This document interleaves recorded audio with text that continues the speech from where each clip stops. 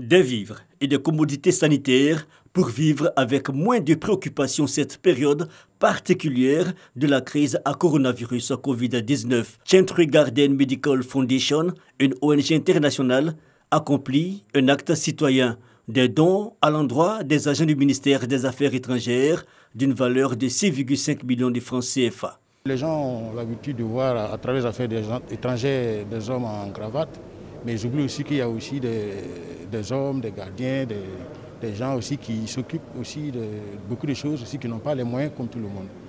Et là, je pense que l'offre que nous venons de faire va permettre aussi de soulager un peu cette catégorie de population-là qui travaille au ministère des Affaires étrangères. Un geste qui a son sens au nom d'Ali Koulibaly, ministre des Affaires étrangères par intérim.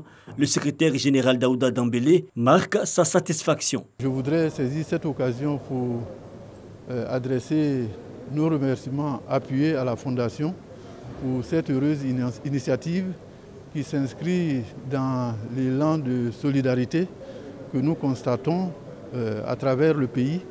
Le donateur entend poursuivre son geste. Les jours à venir verront une opération désinfection des locaux du ministère des Affaires étrangères, sise dans la commune du Plateau.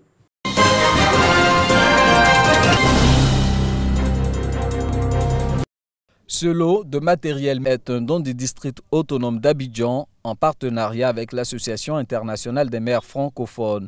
Il est dédié à 13 établissements sanitaires des communes de Yopougon et d'Atekoubé.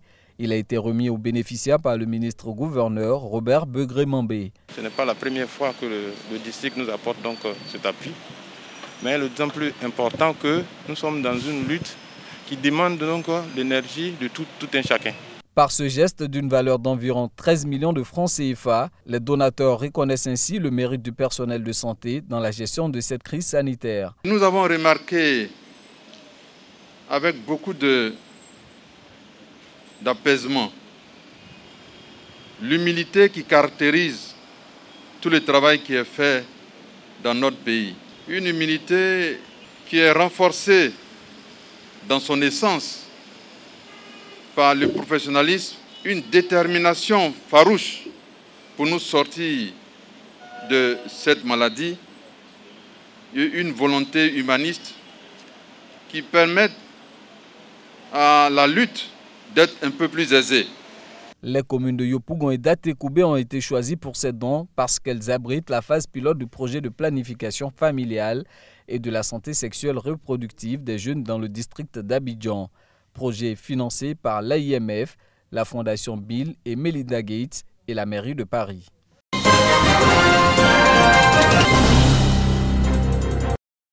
Florentine est étudiante à l'université Félix Houphouët-Boigny de Cocody. Son handicap ne lui a pas permis de regagner sa famille vivant à Saro Dakbarou, dans la région du Boclé, dès la fermeture de l'université.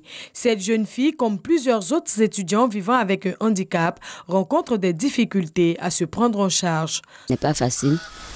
Nous avons un restaurant du coup ici, mais qui travaille à mi-journée. Mais si tu vas peut-être acheter la nourriture la journée, le soir, tu ne pourras pas manger, c'est-à-dire tu gères avec. Extrêmement difficile pour les étudiants en situation de handicap. Nous sommes doublement confinés du fait de la mobilité, qui était déjà un problème.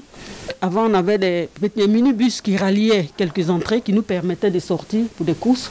Aujourd'hui, il n'y a plus ces minibus. Nous demandaient de marcher jusqu'à l'école de police. Même la ticket 500, je ne peux pas le porter pour venir, parce que je ne peux pas marcher.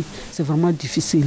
Mohamedou Kébé, député de Saro Dakbarou, saisi de leur situation, est venu leur apporter assistance. Dans ses mains, du riz, de l'huile, des pâtes alimentaires et du sucre. Un don qui vient apporter du sourire à ses étudiants. C'est une première, je le dis en tant que responsable des étudiants en situation de handicap du Boclé, Saro Dakbarou, que nous recevons une personne de notre région qui vient nous assister. Nous savons que les étudiants en situation de handicap, déjà avec des difficultés de mobilité, aujourd'hui sont confinés au campus. Nous nous sommes posé la question de savoir comment ils s'alimentaient.